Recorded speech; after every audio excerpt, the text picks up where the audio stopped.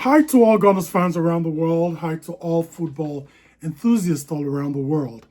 Today we are going to analyze the preseason performance as well as some of the transfer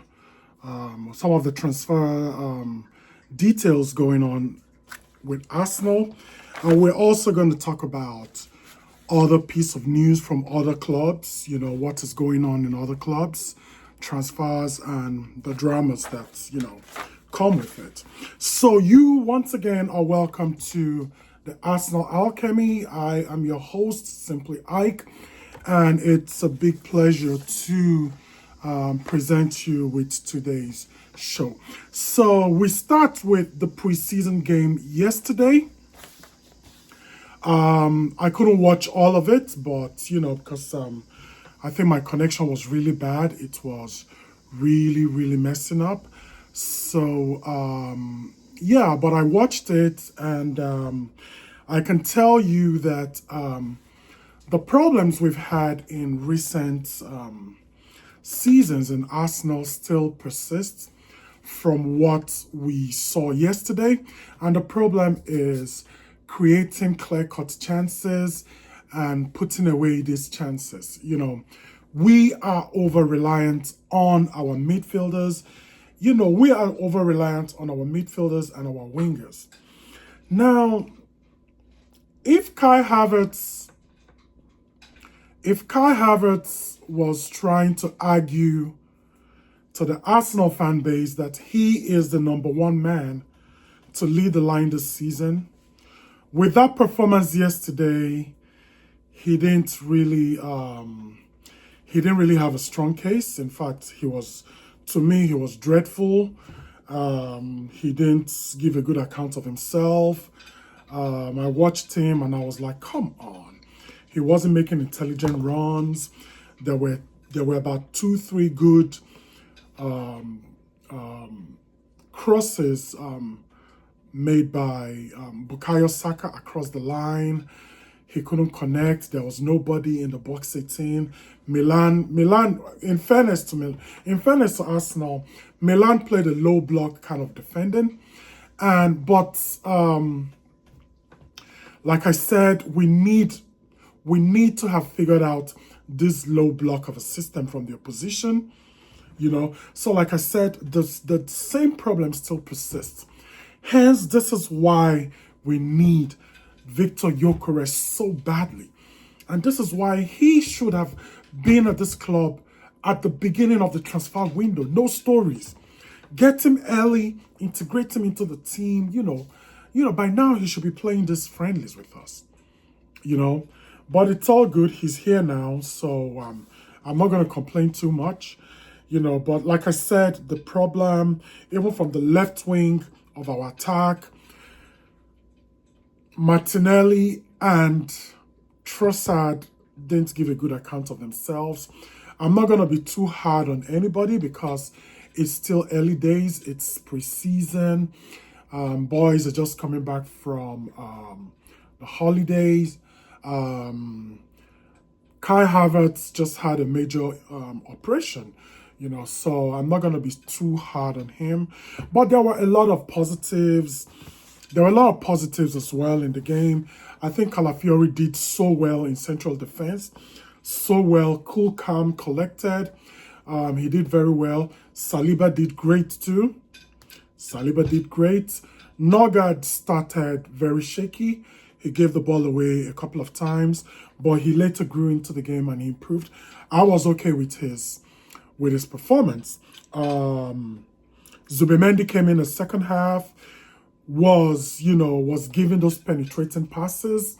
He was very positive. So I am super, super okay with his performance. Ethan Nwaneri was a gem yesterday. He played so great yesterday, taking on defenders on the wings, putting in crosses, and don't forget the lovely control and turn shot he took, which made the keeper, pull out a very, very wonderful save. So I was impressed with that. But my player of yesterday has to be Max Dowman. Max Dowman was, in fact, he was unplayable. The confidence this guy has, it has even defied his age, which is 15 years old. He was absolutely balling yesterday. He was taking on defenders, making the right passes. He even took a shot that was narrowly wide.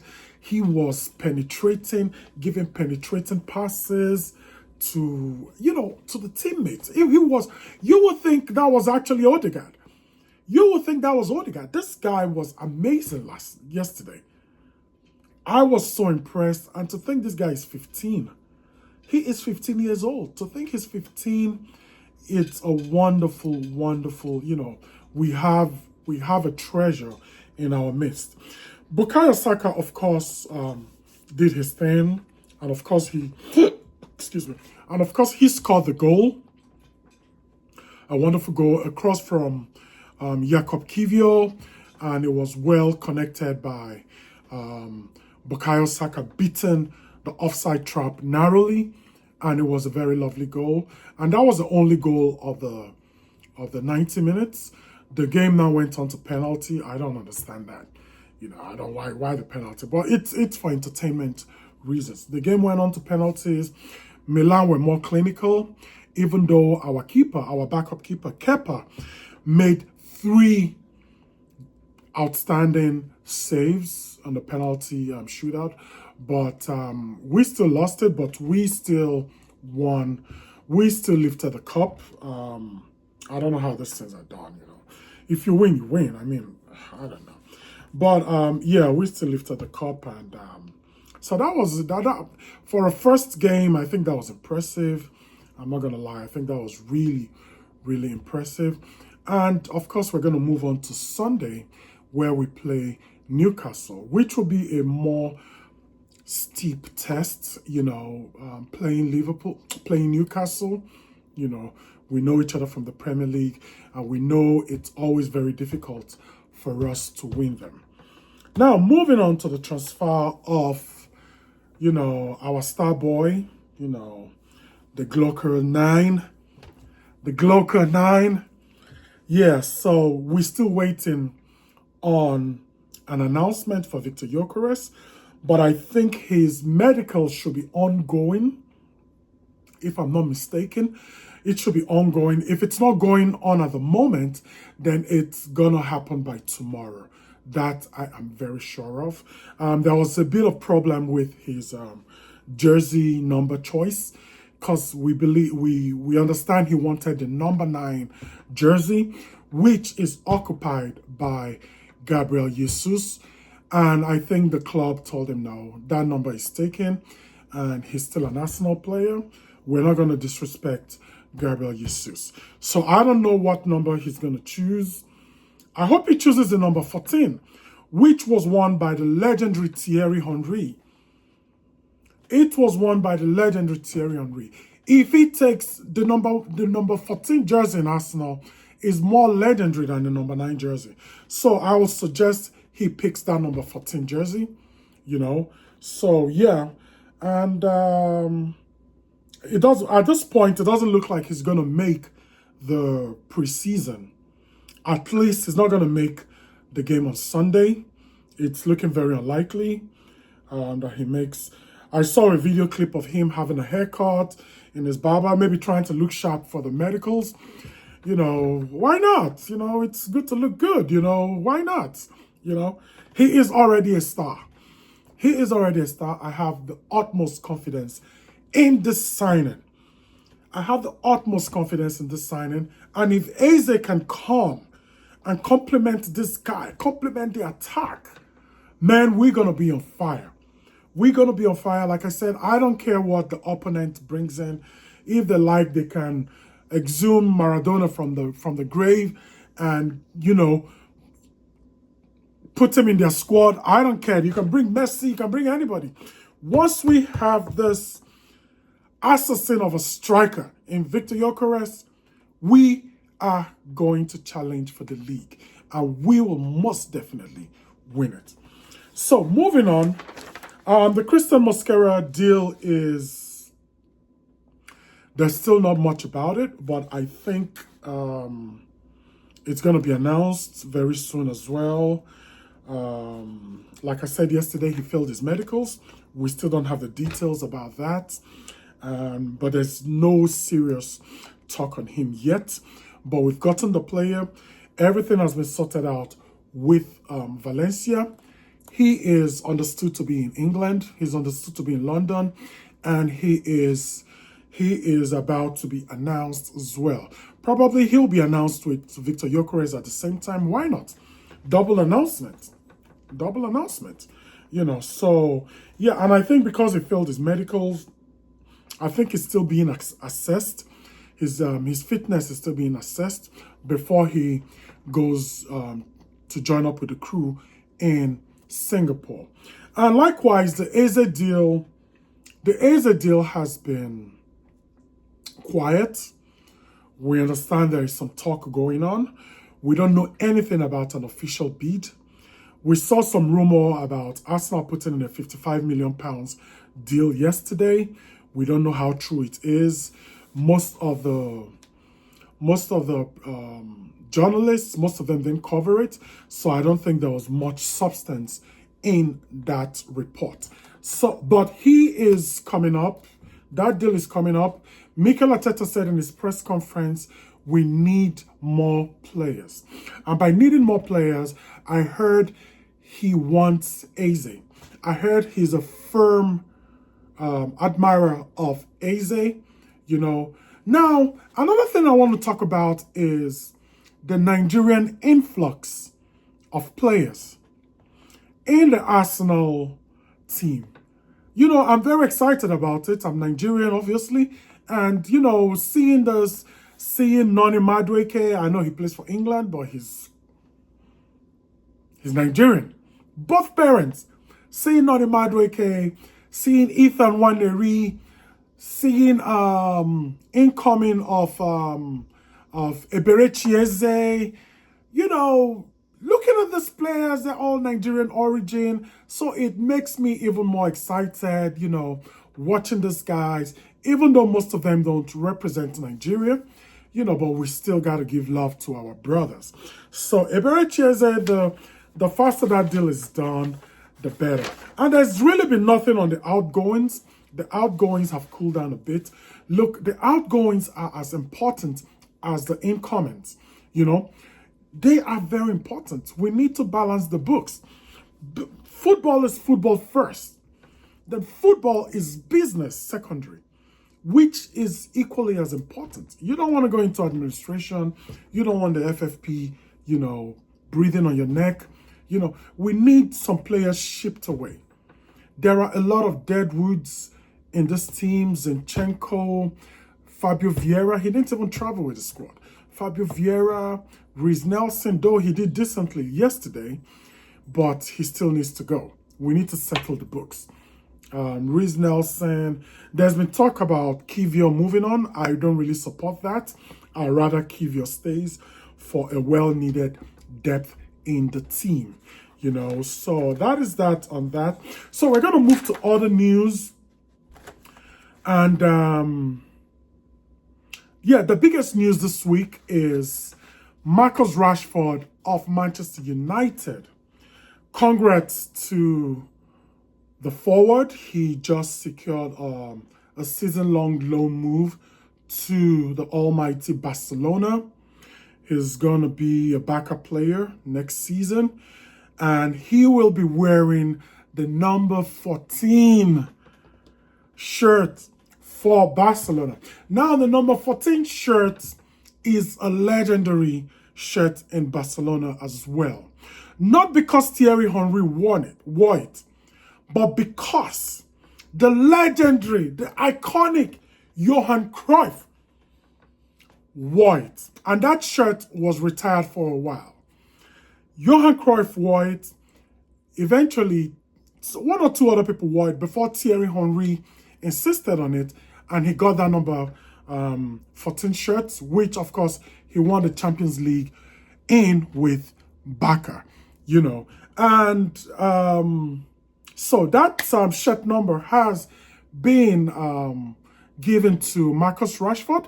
That is a big number. I hope Marcus Rashford performs. There's been some confusion about where he's going to fit into the team. I don't really think Barcelona needed anybody. Their two width of Rafinha and Lamine Yamal on the right, is very steady. But there's talk of him playing as a false nine because, Lewandowski is old. Lewandowski is about 36 or 37. He's old, and I think they want to even ship him on. Lewandowski is on about 500,000 euros every given week in Barcelona. I can't believe they made that kind of deal. I know it was a free transfer, but I can't believe they made that kind of deal. But yes, Marcus Rashford is most likely going to play in the false nine position. And because he can play anywhere. Look, the good thing about having a versatile player, especially a forward that can play anywhere, like Marcus Rashford, you can ship him anywhere. He can play in the right position to sometimes give Lamine Yamal a breather, a rest, or he can play in the left side where Rafinha plays. Sometimes Rafinha can move to the 10 position, and Rashford plays there. So yeah, I'm sure they'll figure something out. But congratulations to Rashford. There was so much rancor, and he suffered a lot of abuse, as a person, and I don't think it was fair. Some people have said it's probably racism. I don't think it's like that. But, these are the things you see in football, especially when you're a black successful player. Now, the other bit of news, this is actually an Arsenal player, but I didn't put it in our news because there's really no substance to it yet, but it came up, the news came up, and that is involving William Saliba. His links to Real Madrid has come up again. A report has it that William Saliba will be willing to listen to Real Madrid. And they even said he's willing to take a pay cut, to attract a move this summer. That will be a death blow. It will be a sucker punch of a blow to Arsenal if we're to lose any of Saliba or Gabriel this summer of all period. That's not going to happen. I don't think Arsenal will listen to offers for him, but then we run the risk of him going to the final year of his contract next season. We don't want that to happen either. We are trying to lock him down to a deal, an improved deal. He's been stalling on that deal. So that makes me think this guy might not be willing to play for us again. He might want to move on, and if he wants to really move on, I'm not telling him to do a Gyökeres, but if he really wants to move on, I'll suggest the club listen to it, put a hefty price tag on him. We have people that can cover up for that role. Mosquera is coming. Ben White is still in the team. He was bought as a central defender. We can put him back there. We have versatile players. So, yeah. If he's the one that will make us balance the book, so be it. No team is bigger than the club. Now, the breaking news of the other club's transfer window is about Alexander Isak. Remember, Alexander Isak was linked to Arsenal strongly. That was the first choice of Mikel Arteta.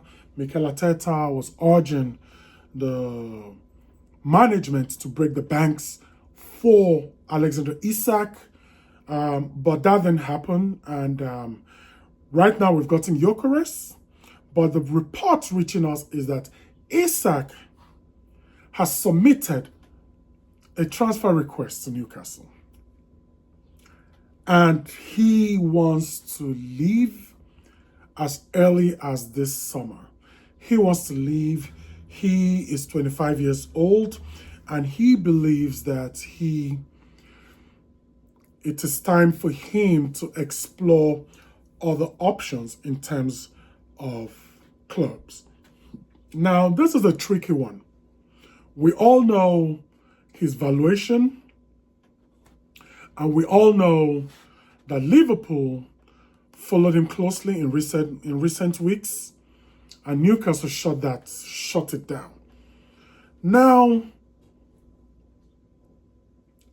Liverpool moved on and got Hugo Ekitike from Frankfurt for a very, very big deal, worth about 90 million euros, the whole total package. Now they got Ekitike, and right now Liverpool is on the threshold of overspending and spending beyond what they should be spending. I think they're on over 300 million at the moment. So I don't think Liverpool is gonna go for this signing. The only other team that can go for this signing, probably PSG, probably Madrid. It's a World Cup year, so I don't think he'll be going to the Saudis. I don't think Isak will be going to the Saudis, but maybe he can. Even if he goes to Saudi, the Swedish national team will still pick him. That's if they that's if they qualify.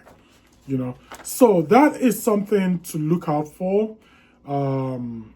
This is a red alert for other clubs. If you want him, if you're paying about £130 million, you can get Isak. He's been the best striker in the EPL, at least for last season. Fantastic striker, so yeah, if you feel he's worth it, I don't think he's worth it. I think he gets all these niggly injuries from here and there. He misses a lot of games too. And so I'm okay with the guy we've gotten, his teammate, his compatriot, for the Swede national team, Viktor Gyökeres. I'm okay with that. I'm very, very satisfied. So moving on, finally, there's a story about Kobbie Mainoo. Kobbie Mainoo is being actively linked to Tottenham Hotspurs, and Tottenham Hotspur wants to move Vez Bissouma on. They want to move him on and bring in Kobbie Mainoo instead. And Kobbie Mainoo has equally stalled on his contract with Manchester United. He doesn't want to renew his contract. He wants to move on as well. We will not forget that he was sparingly used last season. He had a few injuries, but he was sparingly used last season. We won't forget the final of the Europa Cup where he came and he played for just a few minutes. That was baffling to me. Where Casemiro and the Denmark guy, what's his name, were in midfield, it was just a free flow for Tottenham. Tottenham was just going through that midfield easily. Kobbie Mainoo would have done well to start. That's the last game of the season. What are you scared of? I think that was very poor game management by Ruben Amorim. But yes, Kobbie Mainoo is being linked to Spurs, and it's looking like it might happen. So, and that will be all for today. I hope you enjoyed this edition of the Arsenal Alchemy podcast. And if you did enjoy it, please, please, please like and please do subscribe. Subscribe. We need your subscriptions. We need it so badly to improve our quality, to improve our service to you. And for that, and with that, it's goodbye for now.